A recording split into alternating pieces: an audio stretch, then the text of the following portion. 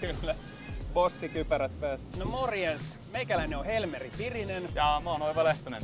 Me edustetaan molemmat skuuttausta. Me ollaan Suomen Skuuttiliiton hallituksen jäseniä ja varapuheenjohtaja ja puheenjohtaja. Kyllä. No siis ihan ekat fiilikset, kun päästiin tänne halliin sisään ja päästiin näkemään tää iso puuli, niin siis suu loksahti auki. Siis onhan tää niin kuin ihan käsittämättömän mahtava projekti.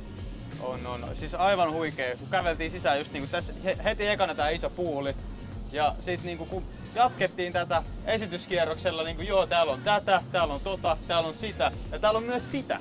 Et täällä on niinku ihan kaikkea. Tästä tulee niinku kaikille kaikkea. Joo, ihan sairas. Ja ei kyllä niinku sellaiset kans pienet sellaiset epäilykset ja vähän niinku kuumottelut, kuitenkin tää on niinku skeittaajien suunnittelema.